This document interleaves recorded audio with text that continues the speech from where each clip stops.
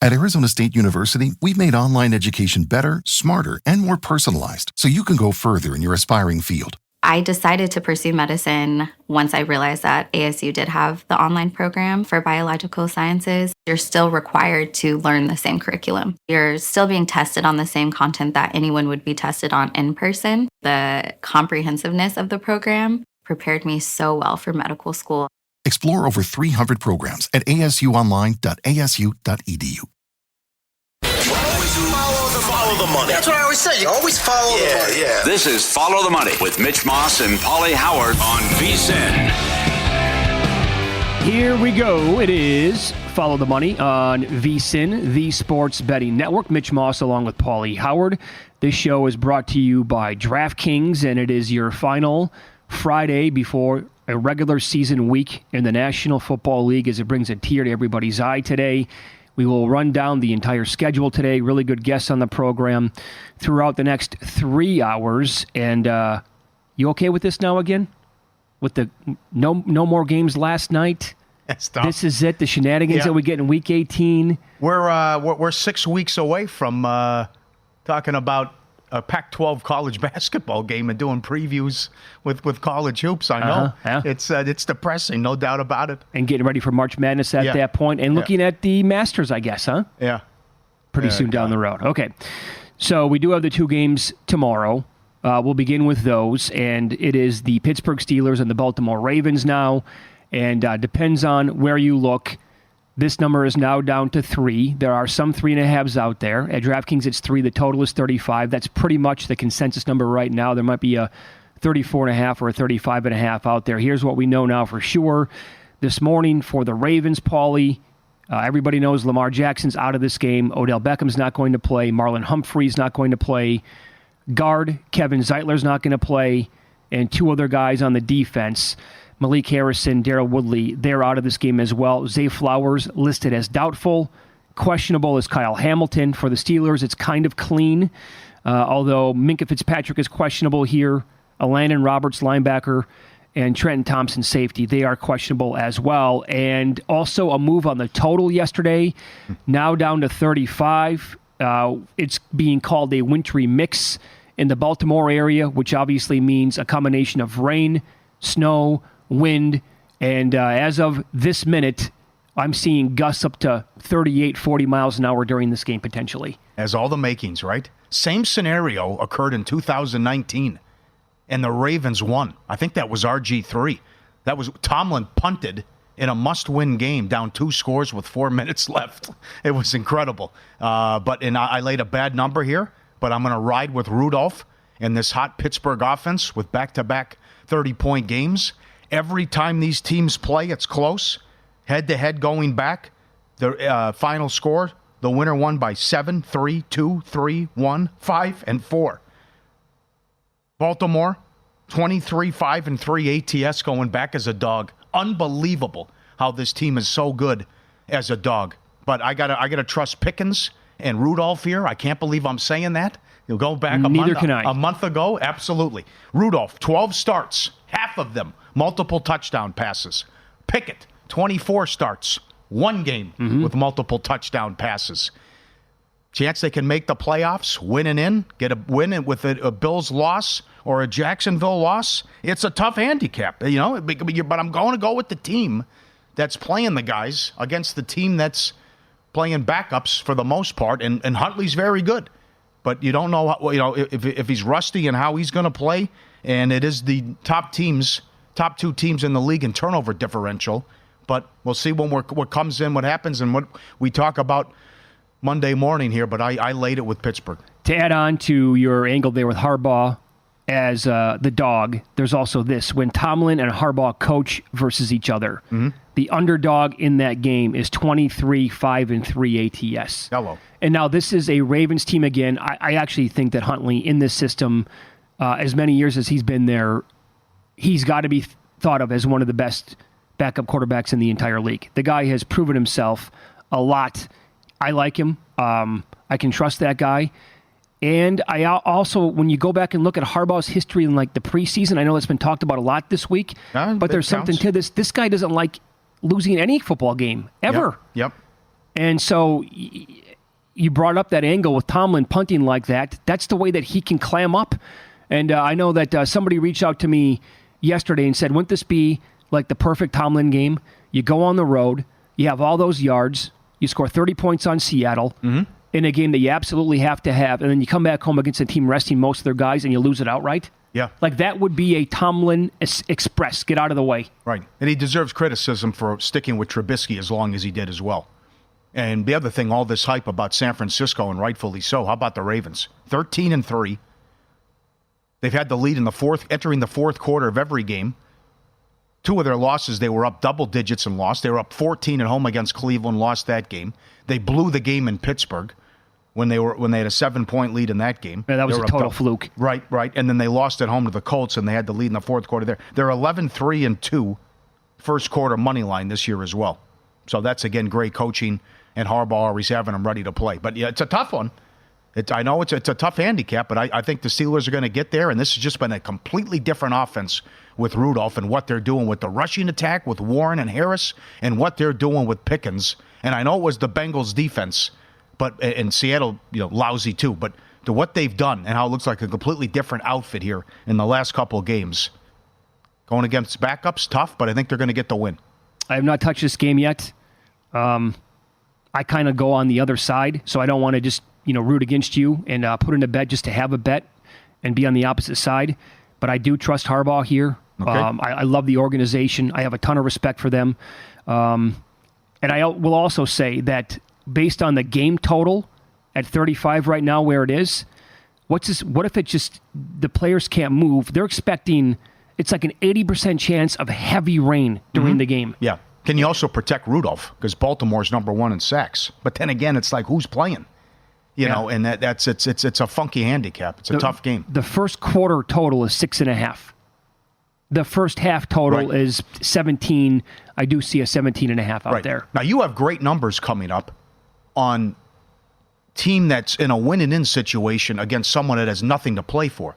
But with something like this, it's still you're going against the top team in the league. Right. So even though they're sitting guys, so I know there's nothing on the line for Baltimore, but you still have, you're taking on the best team in the league on the road. So it's a fascinating handicap, and we'll see if it prevails here. Where good chance to make the playoffs, and you have to have it with your season on the line. Yep. The game tomorrow night, Texans at the Colts. The Texans injury report here. Defensive end Jonathan Greenard, he is out. Wide receiver Noah Brown going to miss the game, Paulie. Joe, can't catch a break. Robert Woods, Will Anderson, Laramie Tunsil are listed as questionable. I think they're going to play, but they're listed as questionable. Colts, limited but questionable. On the offensive line, Ryan Kelly and Quentin Nelson. Full practice yesterday, but questionable. Zach Moss, Braden Smith, and Kenny Moore. And the Texans out to a 1.5-point favorite now at DK. It's flipped a couple of points here through the money line, which usually is meaningless. Well, this is awesome. This is why we love the NFL. So coming in here, this was the second and third worst Super Bowl odds in the futures market. And the winner is in Saturday night. If Houston wins, you have the first rookie coach quarterback combo to make the playoffs since Luck and Pagano in 2012. This is awesome. Great coaching job by both guys. The bugaboo with Minshew, when the opponent scores at least 21 points, he's 2-18 straight up in his career. Indy's got a lousy defense. We'll see if Stroud can take advantage of that. We know what happened week 2. Stroud said, who cares? We got blown out. It was a long time ago. We're a completely different team. They're right. But the fact that they're down key players here is a big one. That was 31-20, by the way, in week 2. Houston's defense was nasty last week. Tennessee was 1-12 on third down, whether it was Levis or Tannehill. No time to throw. They're playing games here with, as you mentioned, the favorites flipped and jumping around as well. But this is awesome. The fact that the winner here is the playoffs start early Saturday night. It's Buck and Aikman, and the winner here is in, and you never know, could actually win the division if you get a Jacksonville loss. It's a tough one. I would lean Colts, but again, I'm not going to count out C.J. Stroud in the year he's done. And they have if this is college football, I mean, Houston has a hell of a resume. Look at some of the wins they have. No question. They beat Burrow on the road. They beat the Saints at home. They beat Denver at home. He threw for 5 touchdowns and a zillion yards against the Buccaneers. Beat the Buccaneers and the comeback win too. So it's tough. Where it's like I don't think they're that good with the Colts. And can you trust Minshew? But what Steichen has done here, and this is just without Taylor for much of the year, without Richardson, and you're throwing a guy in here like Minshew, and you're in a position to do this, full marks. Yeah, I'm mad at myself because I missed the Texans teasing them up when they were catching 1.5 at some spots earlier this week. I could not, again, there was not really a dance partner out there that I liked, so I passed on it. And now, as a result, I'm not going to be able to obviously tease Houston up in this game. The Sunday night game.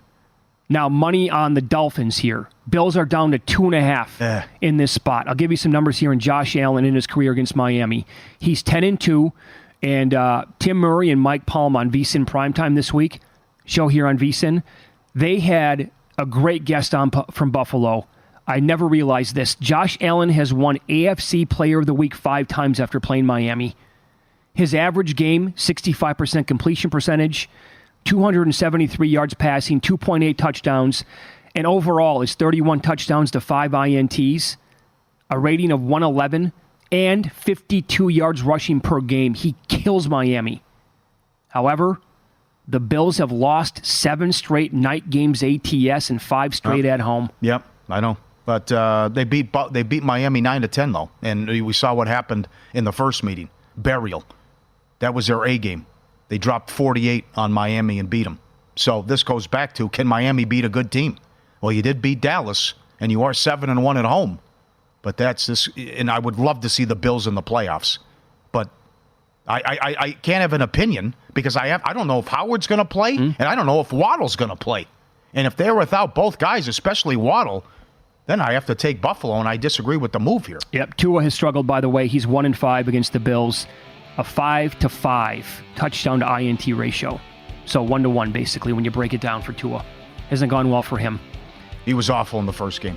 Yep. Win some, lose some is up next, and we'll discuss ATS numbers for some of the backup quarterbacks starting this week. It hasn't been pretty.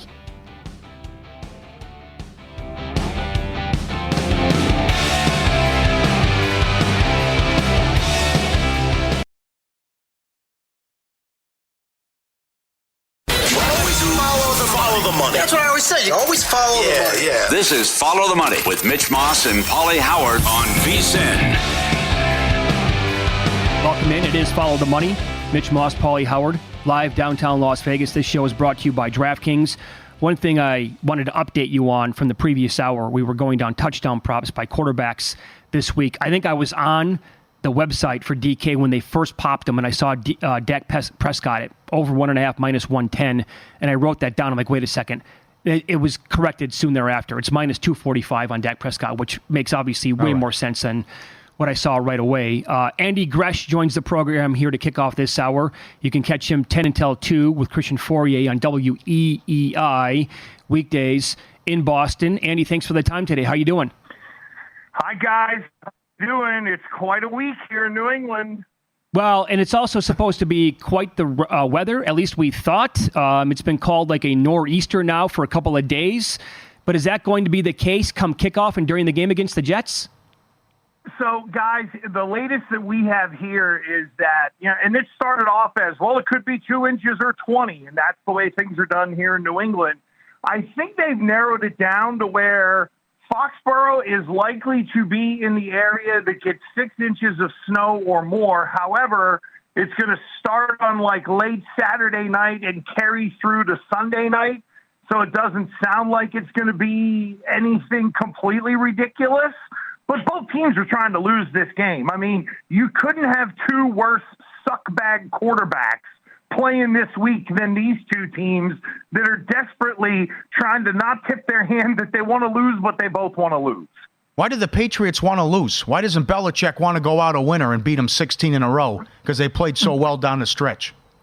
Well, Paulie, I think that's kind of the conundrum for everyone here in New England is that you want to try to get as high a draft pick as you possibly can, but then there is the pride of Bill Belichick and him wanting to continue to beat the Jets. And, the Jets have been the nail to the hammer here in New England.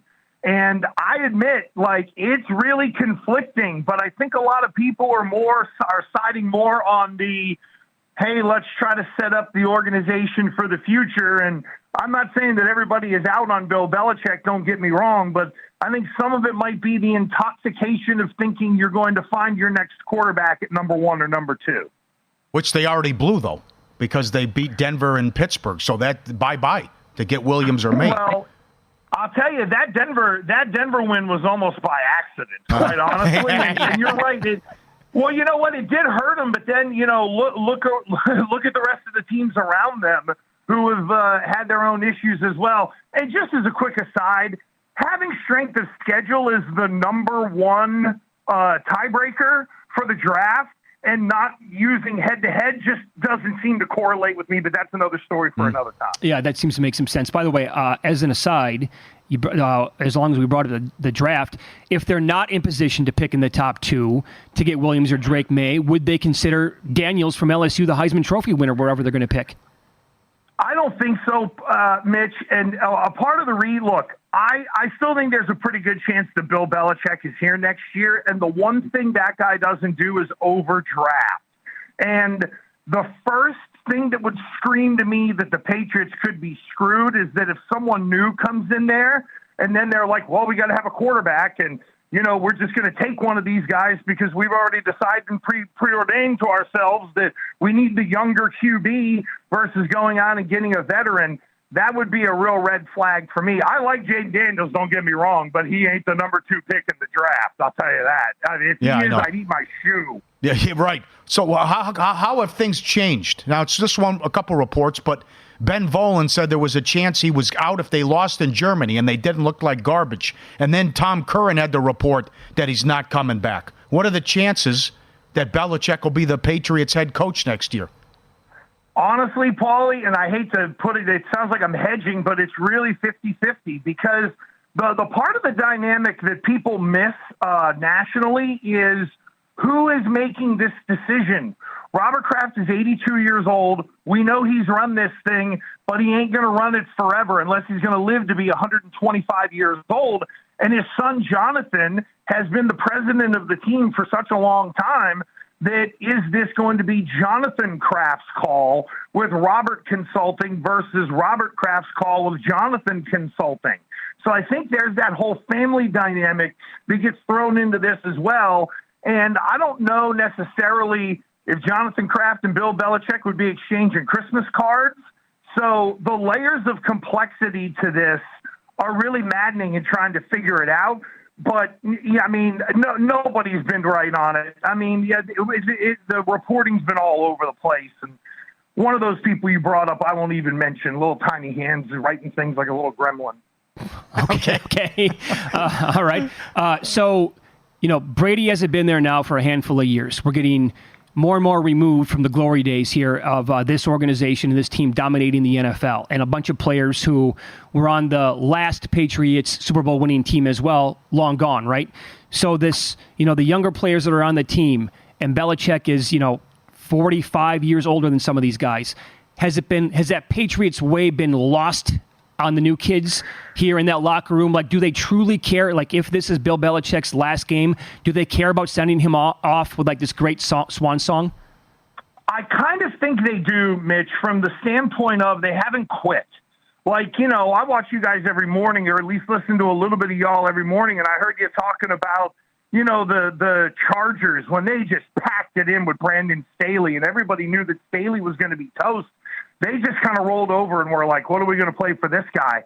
The Patriots are out playing games 6-0 for crying out loud. So even though the offense is grinding, the defense, which has more veterans on it, had been grinding and playing hard for this guy. They could have rolled over on Belichick early in the year, and they didn't. And yep, there's the age gap, but I'm just telling you, there's something to this guy. It's like Yoda. It's like, oh my God, when he walks in a room, everybody stops. That's why I've been screaming that if he ends up leaving, I think he could get traded to Washington. A, new owner syndrome. They always want to make a big splash. And B, Belichick is from that area, and when Dan Snyder would walk in the room to try to get financing for a stadium, they'd laugh him out of there. Imagine if Josh Harris walks in the room and there's Bill Belichick and everybody freezes for a moment, and then you're mesmerized staring at the guy because all he's ever said is stuff like, we're on to Cincinnati, we'll do what's best for the team. You hear him speak like a human being, you just gawk at him because you can't believe this guy has a personality. Let's follow the money here on VSiN, the Sports Betting Network. Our guest, Andy Gresh. You can follow him on X. He is at The Real Gresh. He hosts Gresh and Fourier weekdays 10 until 2 on WEEI in Boston. So having said all that, and I know you said right away that because of the draft order, both teams would prefer to lose this game, but if they are fighting for Bill Belichick, this team has dominated the Jets. Belichick has had their number. It's 15 straight. Why is this point spread where it's at? It's below a field goal. Here at Circa, it's 1.5. I don't understand this. Mitch, I would say two things. The weather, even the weather people here still haven't kind of honed in on it. And come on, how do you evaluate fairly if you're a handicapper? Bailey Zappi and Trevor Siemian? My God, I think if Malik Cunningham were still with New England, they might start him this week to try to make sure that they could lose this game or put themselves in a position to lose. But what you bring up is the ultimate conundrum. Belichick hates the Jets like poison. Mm-hmm. He would rather not lose to them. And if it could be his last game, good Lord. I mean, it would be utter chaos. And that's among the many conundrums. Look, here's the things that I'm going through. As a fan, when Tom Brady left after the 2019 season, we didn't know that game against Tennessee was going to be kind of the last hurrah. And I think there are people in New England who are conflicted because it's like, oh, my God, Belichick hates the Jets like poison. Of course, he's going to go out and try to beat them. And then there is the intoxication of having the highest pick that you can. I think they're going to try to play Bill. They're going to play hard for Bill either way. It really just comes down to, as my man Christian Fourier would say, can you suck just enough? That's all you got to do. Just be bad enough to lose the game. That's it. 3-0, 3-2, 6-0, whatever it is.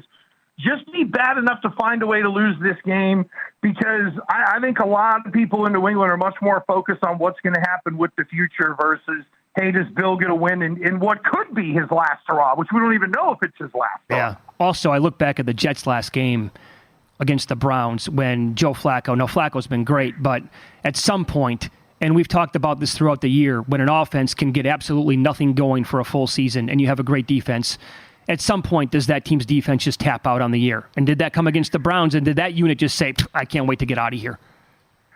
I think there's a lot of that. We underestimate the human emotion that is involved, especially at the end of the year, right? Sure. Think about it. How many of these guys are going to have, whether the Jets fired up or they got those first-class tickets bought for Monday night to go fly to Bora Bora or whatever it is, for a lot of these dudes and teams to check out. Now, again, with Cleveland, they're playing in the playoffs. With New England and the Jets, you don't have to worry about it as much. Guys, one of the weirdest betting things, at least around here, that no one is talking about the betting angle of this game.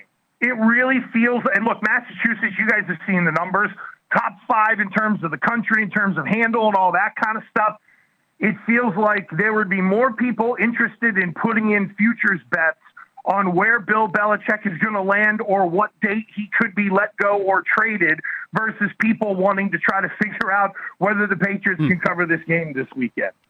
Great stuff. Again, follow him on X. He's at The Real Gresh, and he does 10 until 2 on WEEI with Christian Fourier in Boston. Andy, pleasure as always. Thanks for the time. Love you guys, and hopefully someday soon we'll actually see my ugly mug not completely zoomed in like last time. And keep playing them dog videos, Paulie. I love them things. All right, thank you. Will do. Happy New Year. Yep. Okay. This is bad. I mean, they're 2-23 against them since 2011. They beat them 18-19. Yeah, I mean, yeah. I'm with you with the point spread. 1.5 points here. I mean, all right. We'll touch a little bit on tonight's NBA card up next.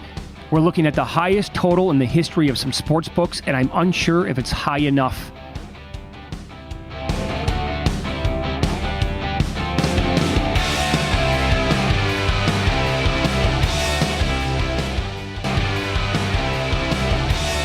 Great New Year special. Get VSiN Pro access. Everything we do through May 1st, only $79. Daily best bets, betting splits, premium analysis, 24/7 video, and all the guides. March Madness right around the corner. Don't miss out. Limited time offer. VSiN.com/subscribe. Get it today through May 1st, only $79. We'll talk some props for Week 18 here as Gilles Gallant joins the program now. He does a great job for Action Network, and also his show on YouTube is called The Touchdown Show with Anytime Touchdown props and INT props as well. Gilles, it's great to have you back on the show today. How are you? Mitch, Paulie, appreciate you having me back. It's Week 18, so I'm just ready to kind of. I don't want to say I'm happy that the season is coming to a conclusion, but I'm really getting ready for playoffs. So I'm just excited to see how these matchups unfold. And with the way that the playoff picture is, you almost need like a Venn diagram to kind of figure out who's what. And, so I'm just kind of happy that we're at Week 18, and there's some props that are standing out despite the fact that there's a few games this week that I can't imagine many starters will play. Sure. So before we get into those, you did a great job on Twitter. By the way, you're at GDawg5000, DAWG.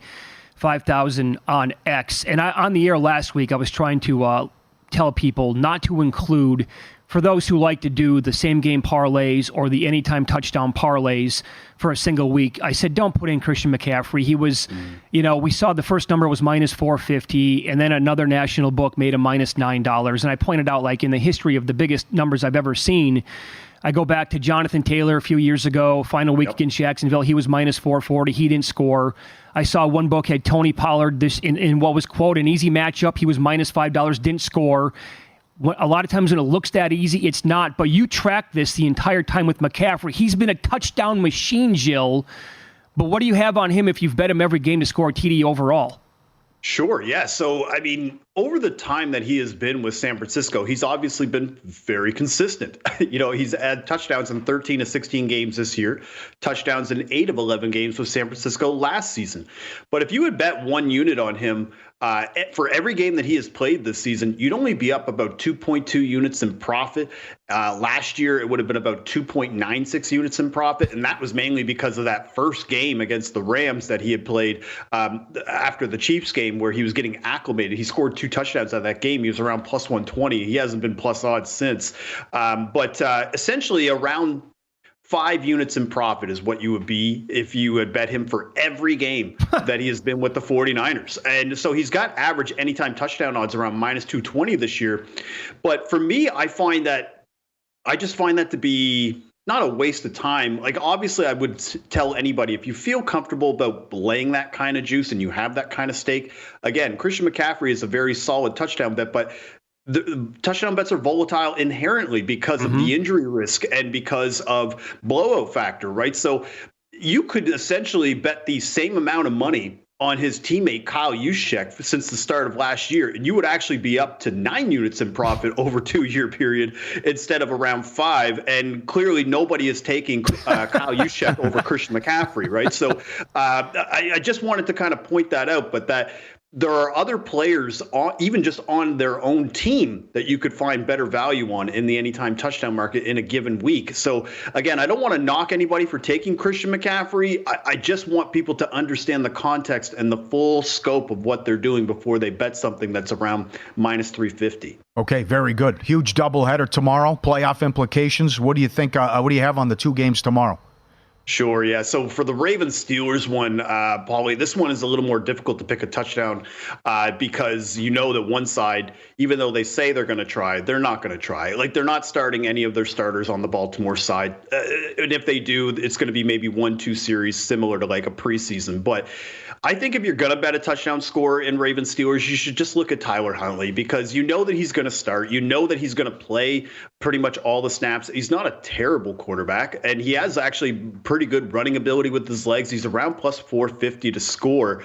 I think the main thing, too, is that even though he does have 2 touchdowns this year with 6 completions, both of those were in garbage time. I don't trust him throwing the ball. And, I mean, for any Ravens fan, I mean, cover your ears. Last time we saw Huntley in a meaningful game, I mean, he was an inch away from scoring, and then it was the fumble 6 against Cincinnati.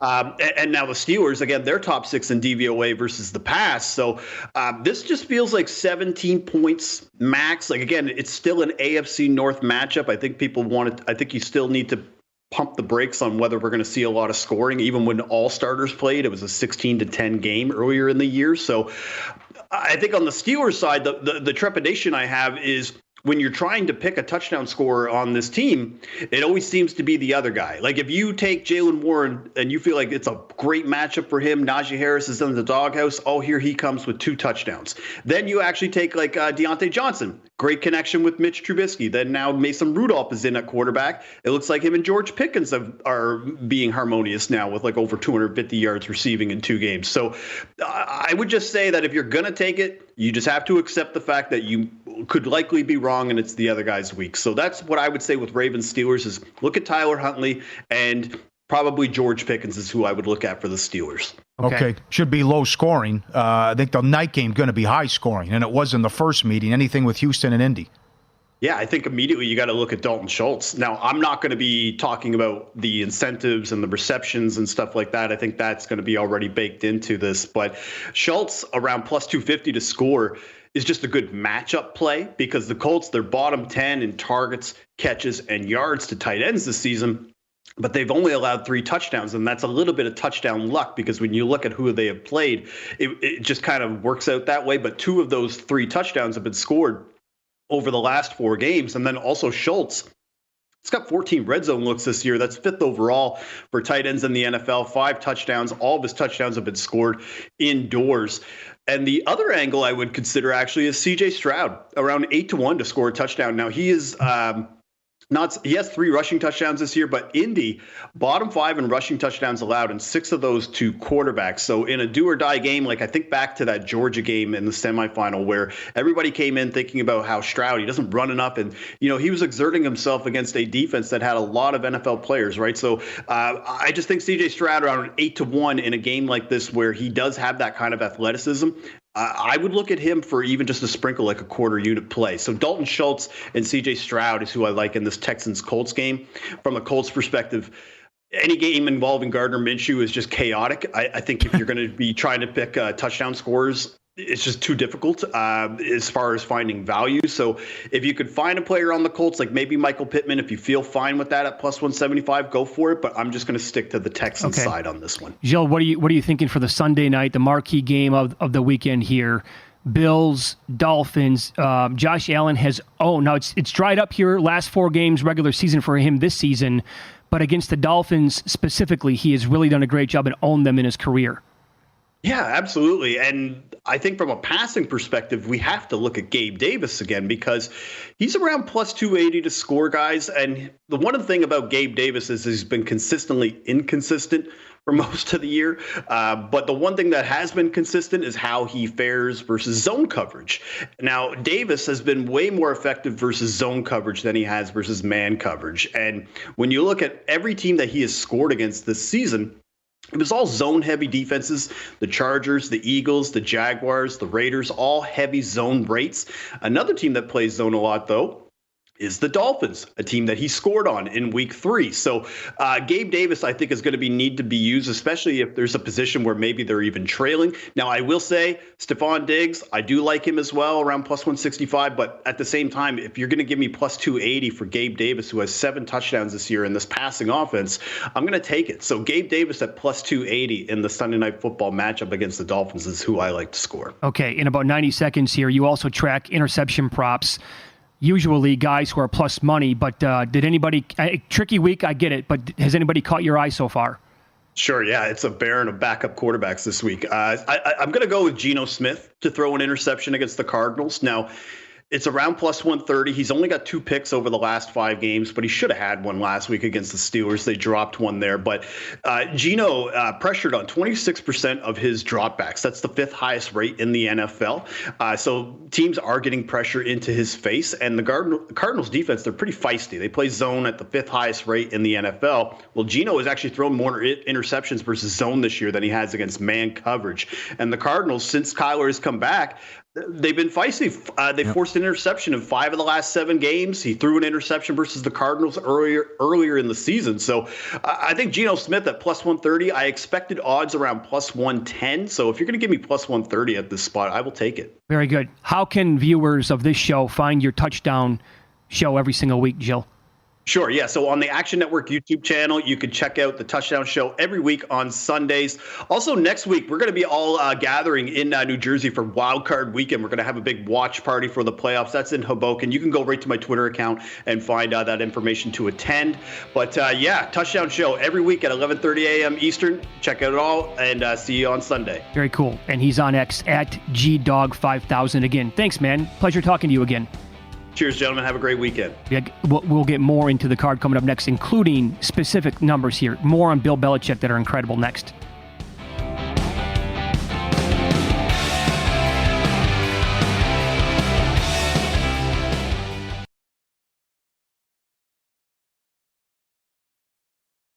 Follow the money. That's what I always say. You always follow the money. Yeah. This is Follow the Money with Mitch Moss and Paulie Howard on VSiN. Good to have you on board here on a Football Friday. Mitch Moss, Paulie Howard. We are live at the Circa Resort and Casino in downtown Las Vegas. And this show is brought to you by DraftKings every Friday throughout the entire football season. Adam Chernoff joins us at this time. You can follow him on X. He is at Adam Chernoff. And his podcast is called The Simple Handicap. Adam, thanks for the time as always, friend. How are you? I'm doing great. Lots of games on the board this week, lots of moving parts. So I think we're going to get to all of them, aren't we? Sure. Let's go rapid fire here and get your thoughts on all of them then.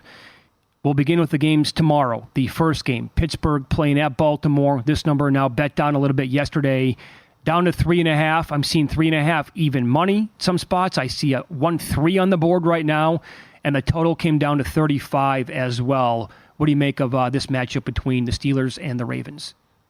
Enormous premium put on the Pittsburgh Steelers for the must-win angle, for the Ravens resting starters angle. Realistically, if this was a game where all things were played equal, maybe we saw it last week, for example, before we had all these implications, you're looking at the Ravens, based on market ratings, about an 8.5 to 9-point favorite. Some could argue that number could be even higher. So it kind of shows you how much we have moved here in anticipation of this spot. Could only look to the Ravens at this point. But what I will say that has kind of kept things off from the betting account so far is big element to this. The Ravens, with a loss, do a pretty big part to keeping Buffalo out of the playoffs and would give Pittsburgh an in. That's an interesting factor. We know the Ravens love to win these meaningless games. They always play hard, but probably would much rather see a Pittsburgh in the playoffs than you would a Buffalo team coming a little bit later. So interesting angle there that maybe we see a few more runs down the stretch in the second half. So Ravens are nothing but a stay away from me. Just a massive premium on the Steelers here. Okay, the playoffs start a week early with the night game. Favorites flipped in this one. Houston against Indy, winners in. What do you think?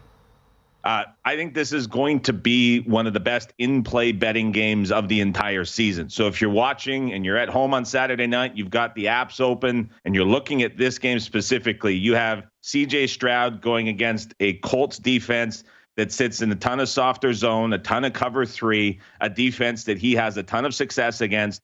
And on the other side, you have Shane Steichen, who's just an all-time chase coach. If he's trailing, aggression goes through the roof, pass rate goes through the roof. And if the Colts have the lead, we've seen Steichen completely try to deflate games with the run game and go 8 runs in a row, 10 runs in a row, 12 runs in a row. Just a crazy chase coach Steichen has turned into. And Houston's going to be able to keep up with that on the other side with their play calling as well. And so I'm going to be watching this. QB attempts over for the trailing team, running back attempts over if there's a team leading late in the second half. A lot of different ways that you can look at this in play.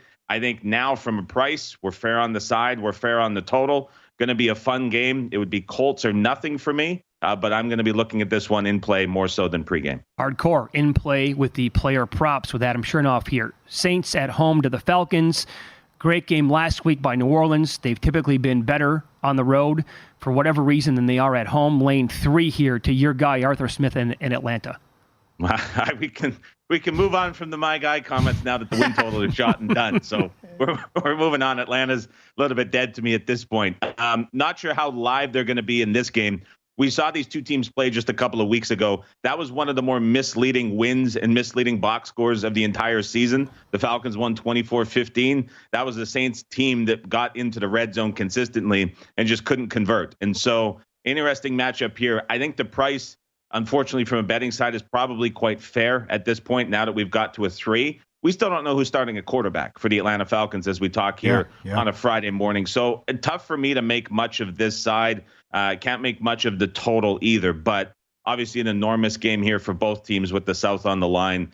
This one, as are a couple other games in Week 18 here, I think this one's priced pretty fair on both sides. How about Bengals up to 7 and Browns sitting everybody and just signed I'm blanking on the kid's name. Driscoll, sorry. And they're going with Driscoll at quarterback. Thank you. Yep. So, again, massive premium here put on the Cincinnati Bengals. This number would never be anywhere close to 7, all things equal. We're seeing it priced in for the starters. We're seeing it just a massive move in favor of the Cincinnati Bengals. Here's the problem that I have. I would want to find a way in to try back Cleveland, but these teams that are locked into playoff spots, electing to rest starters. I'm not talking about like the bye and the number 1 seeds, but these other teams where the next week on deck is going to be a playoff game. In the case of the Browns, another road game. These teams have really underperformed the last several seasons. And so even with this number being inflated on Cincinnati, I'm just hesitant to take the Browns because of this spot. It's just not a spot where I like to back teams, even if they are getting a bit of an inflated number. And what also makes this interesting too, and really has me tempted on Cleveland, we saw yesterday injury report comes out. T. Higgins not practicing, Joe Mixon not practicing, Browning shows up with a foot injury. Chase we know is not 100%, but looks like he'll go either way. There's a lot of issues now sort of coming up for the Cincinnati Bengals, and you have Driscoll on the other side coming against a team that he was with before getting let go just recently. So there's an interesting angle from that side too. But obviously when you see the Browns, they're sitting the guys, it's for a reason. And that's because they have a big game coming up next week. And that just makes me a little bit hesitant, even with a very inflated number here on the Bengals. They played games with this number all week. I believe Campbell. I think he'll play people. What do you think of Detroit at home to Minnesota? Yeah, that was the early indication from the press conference that we saw. And there was an interesting angle that was kind of brewing based on what he was saying specifically at press conferences about the frustration on how Brad Allen blows the call and puts the Lions now basically locked into the 3 seed if the Cowboys come through in the afternoon game. And so it didn't look like there was going to be incentive, and everything that Campbell has said suggests that the Lions are going to play everybody and they're treating this as a normal game. On the other side, O'Connell going back to Mullins, something he probably regrets not doing for the first half with that blunder starting Hall. But this has been a really interesting market because when these two teams played just a couple of weeks ago, Minnesota was getting smashed by pros, people that I speak with, people that I respect. Everybody was just all over the Minnesota Vikings. That number came down late week. The Vikings were getting bet on game day. And it was all a matchup-based driven move where you look at what the Vikings do defensively and how much the Lions struggle with it on offense, specifically Jared Goff. It was a really, really good matchup for the Vikings. And now that repeats in this spot, but you have the conflicting motivation. So the number was quite inflated at 5. It got bet with Vikings money, got down to 3. Market said that's too low considering where last matchup closed. Now we've seen it come back a little bit for the Lions. I still think those matchup problems exist. And if you add in the fact that you may look at a Lions team that if they get ahead late in the second half, maybe they're up going into the early part of the fourth quarter, they may be willing to pull starters knowing they have a playoff game on deck too. And then you get Bridgewater against his old team coming in, which is an interesting angle as well. So really, we're kind of seeing 2 clear buy points on this game. Tough to see much here at 3.5, but also very tough to ignore how much pros loved Minnesota because of the matchup just a couple of weeks ago. Let's follow the money here on VSiN, the Sports Betting Network. Our guest, Adam Chernoff, his podcast is called The Simple Handicap. We're going rapid fire here, all these games in Week 18. Admittedly, I'm treading lightly at this point still with some of these games because it is a tricky week. One of those games, and you have to explain this to me. I've been saying this now for, I think, 3 days in a row on the show. And you're a lifelong Jets fan. Why are the Patriots laying 1.5 points to the Jets here?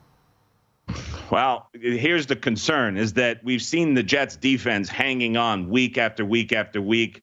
Jeff Ulbrich has had a fantastic season as defensive coordinator, keeping everybody together amidst the struggles, amidst the turmoil. But last Thursday, I think we saw the signs that the Jets defense kind of looking forward to the next season. First time they've allowed 300-plus passing yards. Joe Flacco and that Browns offense did whatever they wanted against this Jets defense. And that was really kind of the big concern coming down the stretch.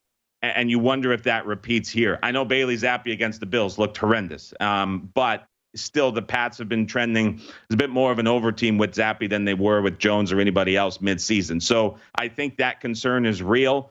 Offensively, don't know what you're getting from the Jets, especially if the weather holds in this game. Expected to have a lot of wind, expected for the chance of snow. If that eliminates some of the passing game, any run game plan that the Jets put together against this Pats defense, it's going to be a tough one to execute. New England's defending the run extremely well. I think you're getting another good defensive effort in what very well could be the final game at home in Foxborough for Belichick in this spot. So a couple motivational angles brewing around here for New England, as well as a really good matchup against the run. And if the Jets can't throw, then that certainly bodes well for New England. All that said, Mitch, you're looking at this 2.5. Tough to be comfortable laying that number with New England, as small as it might be, considering where this number would have been just a couple of days ago before we get into the Week 18 implications and this becoming essentially a meaningless game. So I'm waffling on a lot of games here because that's the nature of Week 18 on a Friday morning. But this is another one. Stay away from me. But what I will say, guys, watch this total at 30.5. The weather forecast is so extreme at the moment, but it's very time window sensitive around when kickoff is. If you see the winds specifically start to ease up a little bit and they get below that 20 mile per hour mark into like the high teens, and maybe the snow isn't as bad as forecasted, 30.5 is going to be a little bit short come Sunday. Now, if the weather holds, this is going to be one of the ugliest weather games we've seen in a long time. But really, this number at 30.5, awfully low if that weather subsides in any way. So if you're watching the injury or the weather report, come Sunday morning, keep an eye on that. Yeah. That could be very real. Yeah, it's been referred to as a nor'easter now this week, which could mean obviously bedlam with how bad it could be. But again, that time-sensitive window there could obviously have everything to do with us betting on this total in that game. It's Follow the Money here on VSiN, the Sports Betting Network. Adam Chernoff is our guest. We'll continue with one more segment with Adam up next. I think it's a fascinating handicap this week with Jacksonville playing at Tennessee. We'll get Adam's thoughts on that game. And he does have an opinion on the marquee game of the week, the Sunday night matchup between the Bills and the Dolphins. Find out which side he likes coming up next here on VSiN.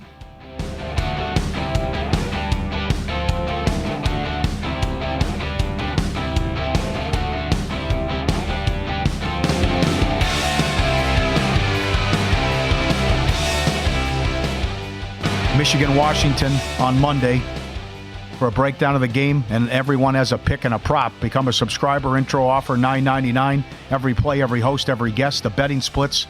Don't miss out. Limited time offer. VSiN.com/subscribe. Get in there, $9.99. Become part of the team. VSiN.com/subscribe. We continue. Adam Chernoff, our guest. Podcast is called The Simple Handicap. I think this is a fascinating handicap and game overall. And there was a move yesterday. Jacksonville was a 5.5-point favorite. Adam, that's now down to 3.5, total of 41. What do you make of this? Okay, probably get Lawrence, may not get Kirk. We know that Agnew's going to miss. This is a Jags offense that is going to be far less than 100%. It's a Jags defense that's downtrending in a massive way over the last month plus. So this is a big number for Jacksonville to be laying on the road, even if Lawrence is in and ready to go. Mike Vrabel with one of the most sort of emotional press conferences we've seen of any head coach for a team that's out of the playoff picture. He wants the full effort. Send-off game for Henry. Send-off game likely for Tannehill if he starts over Levis.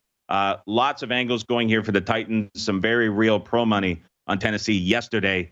3.5, right at the very edge of how far you could push this, but it's absolutely Tennessee or nothing at home in this one. Okay, one more early game for the division. If Tampa wins, horrible job last week. Mayfield with the ribs taking on Carolina. What do you think?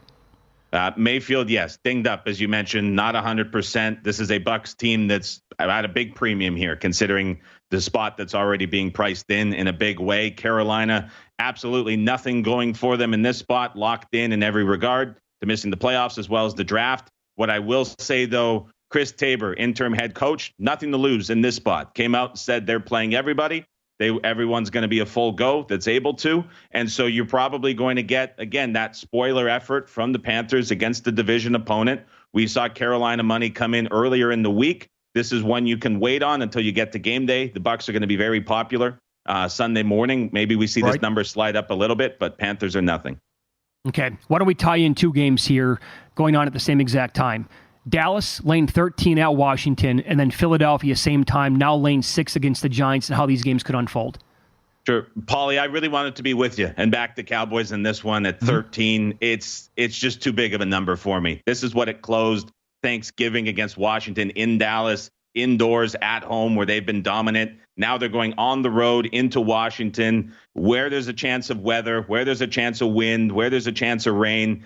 And the Cowboys have just pulled off of games in the second half. They've pulled starters before in the regular season when having a lead. Just worries me a little bit. And I wish we could have saw Jacoby Brissett. I would have been into the Commanders. Yeah. Can't do it now, but I totally hear the matchup advantages that you say the Cowboys have against this Commanders secondary. Interesting thing with the Eagles, going into MetLife, that turf, they've talked about it all week. There's still rumors that they may sit starters. What I think probably happens here is the Eagles play some guys, at least early in the game. And if that Cowboys score is getting out of hand against the Commanders, we may see a willingness for the Eagles to pull guys later. Not confirmed on anything, but the Eagles with a Cowboys win would be pushed into the wild card spot. And so it's kind of this dual incentive between both of these teams at the same time, like you mentioned, Mitch. But the upgrade for Tyrod Taylor versus Tommy DeVito is very significant, and that's more than being priced in at this point. And if the Eagles end up sitting their guys, you probably see this come down a little bit further. And so there's some real interest in the Giants at 6 yesterday and Wednesday. But now it's just kind of a wait and see if there's any announcement from the Eagles on their starters between now and kickoff. Yeah, and when we get that news, would you ponder, I know it's going to be baked in potentially here, but would you ponder under on player props for the Eagles? Potentially. Props have been so difficult this week because we've just seen very little available, but that's a very similar kind of how some of these NBA games have trended with some of these guys saying they're going to play and then sit, and how we've seen that. If we get a full offering of Eagles props and the starters are said to go early on in the game, that could become a very interesting angle for sure. Would you go Dallas first half? Mitch's angle? Well, right. And so that's where I was going to say, we're seeing the first half at like an expensive 7, almost pushing 7.5. So that's close to being priced in as well in this. But if I had to go something, it would be Dallas first half, as there's just significant matchup advantages against the secondary. But I'm with you on that one. How about Bears-Packers? So this has been like the popular pro side Chicago has all week long. 3.5 got taken. 3s are getting taken as well. Let's see if this pushes down to 2.5 or continues to go lower. The Bears defense has been playing terrific the last month plus, really all season. But against the run in the last month and a bit, they've really come on. And how that matches up against the Packers is interesting, because the one weakness for Chicago that you can see in this is going to be their secondary, where there's a chance that Johnson misses. He's their best corner. But the Packers, every wide receiver is dealing with some sort of injury issue. And so it's really tough to figure out what kind of health we're going to see from the Packers at the wide receiver spot. They took advantage of the Vikings in kind of a terrific spot where whatever O'Connell did in that first half really set the Packers up for a ton of success, and the offense was comfortable all game. And so I look at this, I can't get there with the Bears in this one. I know it's probably Fields in his final game pushing to be the starter for next year. Eberflus, though, has already got the vote of confidence. He's coming back. There's going to be an OC change regardless next year for Chicago.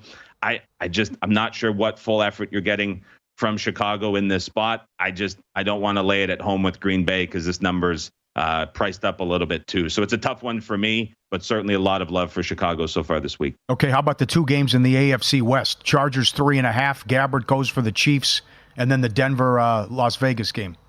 So Denver, if this game was played last week, Denver would have, playoff implications aside, but just market ratings based, Denver would have been a favorite on the road in Las Vegas. We're now seeing the Raiders out to -3. You saw Devontae Adams at the podium advocating for Antonio Pierce to come back. This is a meaningless game for both sides in the sense that both are eliminated from the playoffs, but it's very clear who has the motivational edge that's being more than priced in. You're seeing almost a field goal bump here based off market ratings of what would make this game just because of the Pierce motivation angle. So how real is that going to be for Aiden O'Connell and an offense for the Raiders that has really struggled with the rookie as a starting quarterback against this Broncos defense? If Surtain can match up with Adams, I'm not sure where the Raiders go for a lot of offense. So popular angle, but I don't know if this move is fully warranted. In the Chiefs-Chargers game, I mean, you're looking Chargers 3.5 with Easton Stick, no Keenan Allen, no Josh Palmer. And you're looking at a preseason roster laying 3.5 at home against the Chiefs. And I know we can look back at the Chiefs in early preseason and say that week 2 game against Arizona, the Chiefs offense and those quarterbacks as backups were having enormous games. However, we talked about the Cleveland spot, right? And how bad this is for these teams that have the wild card week game coming up, that are resting their guys. We saw the Chiefs a couple years ago when they had things locked up, rest guys, and it was clear that their motivation was on the playoffs, and that's where their focus was. The Chargers would be the ugliest bet, I think, that anybody could have made all season long if you were to pull the trigger. I was convinced I was going to find a way to back the Chiefs at 3.5. I can't do it. And I have a feeling that I'm going to end up on the Chargers here at 3.5. Okay. I'm hoping the Chiefs get bet between now and kickoff. It's as ugly as it gets, but I couldn't end up touching the Chiefs here in this one, just with the playoff game coming up next week, as ugly as it is. We'll get to Sunday night in a second. We have 2.5 minutes left here. What's your breakdown of Niners-Rams? I've heard that 49ers starters are going to play at least some chunk of it. We know Purdy and McCaffrey are out, but Shanahan has been saying how 2 bye weeks in a row is bad for anybody. There's been other pros I'm talking with that really like San Francisco, but the look has been 49ers in the first half. I mean, market ratings would have had this north of a touchdown, and we're seeing the Rams sitting nearly everybody. Nakua is going to come out of the game shortly after he gets the record, and so it'd be 49ers first half or nothing for me. Okay, here you go. The Sunday night marquee game of the entire weekend. Bills-Dolphins. Bills have to have this game. If they do, the division is theirs. Now it's come off of 3 here. Which side do you like? I've waffled and been indecisive for 20 minutes. Let's end with something that's decisive. I like the Dolphins in this game. I would look at the money line plus 130. At this point, you can take the 2.5 if you prefer. I think we see Allen really reduce his amount of running, dealing with the neck stinger issue. That running game of Allen and his willingness to run more with the new OC has been something that's kept this offense afloat. I think the Bills will find some success on the ground, but I'm looking at an offense that just hasn't been right for the last couple of weeks since you saw Brady take over. And what's going on with Stephon Diggs? Is there an injury? Is there something else going on? There's something very real there that's a problem with him. And we're seeing this game bumped up about 5.5 points to where we were a week ago. I get that some of that is injury driven for Miami, but to me, this has just gone too far.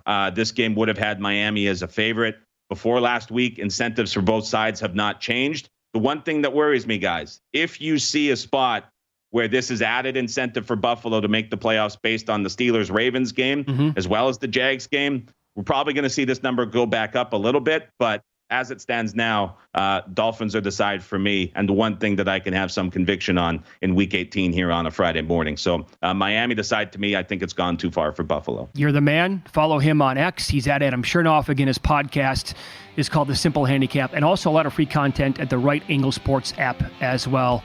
Thanks, pal. Good luck this weekend. Thanks very much, guys. Playoffs next week. I'm looking forward to it. You got it. 100%.